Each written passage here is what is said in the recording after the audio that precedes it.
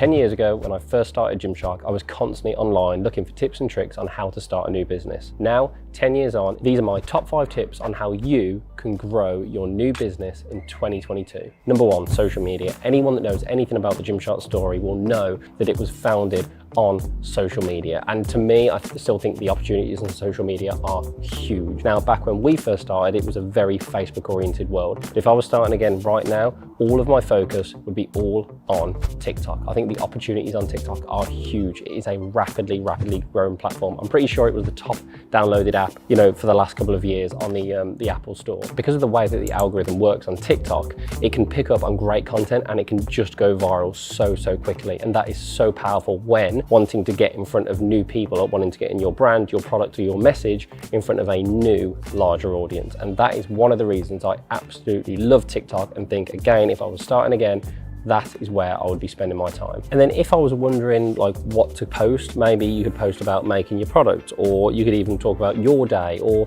just make short, sharp, snappy content that gives people value or insight. That is the most important thing for me. Now, I know on TikTok, funny videos and things can go viral, and that if that's something specifically that you're looking to do it. But for something that's probably more relevant and more similar to Gymshark, then try and at least be entertaining, informative, and just valuable with the content you're making. Number 2, find your niche. We are so fortunate now to live in a world, because of the internet and because of social media, that you can literally put your specific niche message or product in front of so many different people. And rather than previously where everything was done physically, you can group all the different people that have interest in your specific niche across the world, and generally now that will build a big enough population for you to communicate with and sell to, and that can allow businesses to build out of true niches that previously you just wouldn't have been able to do because of the fact that we were also separated by geography. And then in terms of your niche, you want it to be specific, you want it to be in a market that isn't particularly saturated, and the most important one of the 3, it has to be in something that you truly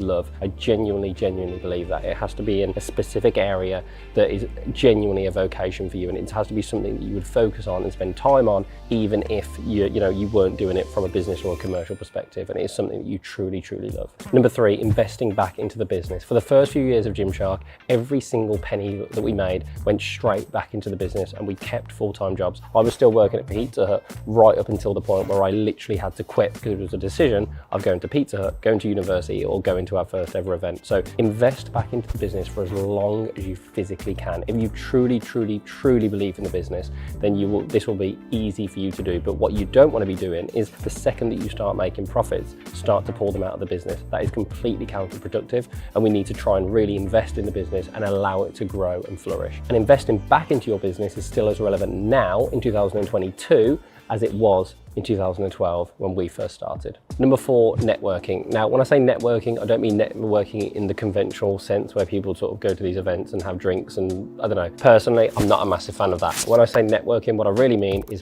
pecking heads, right? Find people in your local area that are great at a specific thing that you want to do and just ask them questions. And I promise you, 9 times out of 10, they will be happy to help. And it might be someone that's brilliant, in our case, at sewing or printing, or someone that understands business or finance. Just find people that truly understand what it is that you need to understand and just ask them questions. And the worst thing that they can say is no, and they don't want to help you. Because I truly believe that everyone has something that they can be great at, and that you can help one another. You will have skills that I'm sure that they would like, too. So it can be a mutually beneficial relationship, and just constantly ask questions. I believe that is so important, and that is something that we and I did right from the very start in Gymshark, and still to do every single day to this day. And now, more than ever with social media, you can contact anyone and just ask them things, right? You can drop them messages, and I think that's so important. And again, more often than not, if they've got larger followings, they might be less likely to respond, but find people who truly understand what it is that you're trying to understand and do your utmost to learn from them. 5, finally, again, as important now, probably more important now than ever, is all around development and objectivity. And what I mean by that is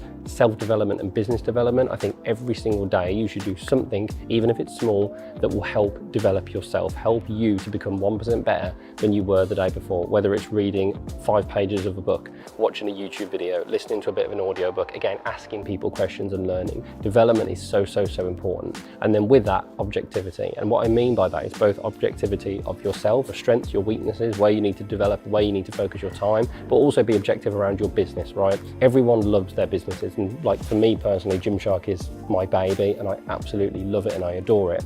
However, I need to look at it carefully and objectively and understand where the weaknesses are and where the strengths are. Otherwise, you will just end up failing. So objectivity for me is so important, and you need to be objective in terms of the business that you're looking to start, the business that you have, and basically everything in terms of your own development, but also the business's development too. Something else that I've thought about, which is nice because we're sat here in a shiny new building, is like inspirational spaces. And that doesn't mean, by the way, that you need like a very expensive office to sit in. Some of the most inspiring places to me is walking around New York City at night, or London, or again, just finding somewhere just to go and find inspiration. It could be a free art gallery, a museum, like I said, walking around a city. Some people are inspired by architecture, some people are inspired by nature. Whatever it is, just go out and find that inspiration, and I promise you it will pay back in dividends, because more often than not, things like this are free. It is free to walk and get inspired. It's healthy, it will help, it will free up your mind. So for me, genuinely going out and finding inspiration through inspirational places and things is incredibly important too, because so much of us are spending so much more time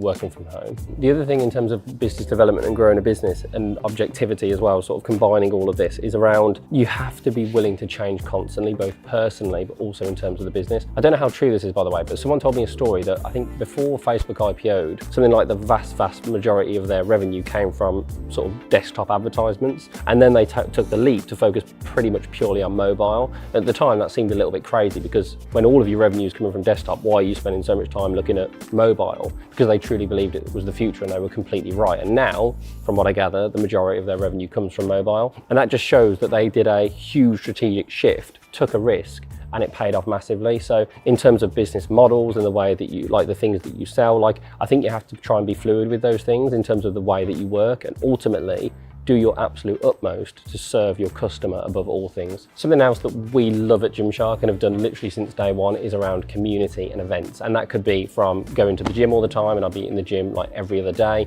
but then we started doing expos and events and stores and all these things. And they're great because one, it allows you to be in the community and the niche that you know and love, but it also allows you to learn, it allows you to network, and it's just this perfect environment where you can achieve so many amazing things. And they're absolutely brilliant fun. So the other thing I would suggest as well is a real thoughtful approach to community and events. There's just a huge opportunity in that in real life experience, that community, that event, and that store-based thing. And by the way, that's coming from a brand that pretty much exclusively does every single thing online. I genuinely think there's an amazing opportunity there. So I would be looking out in that sort of space as well. So that was my top 5 tips on growing your business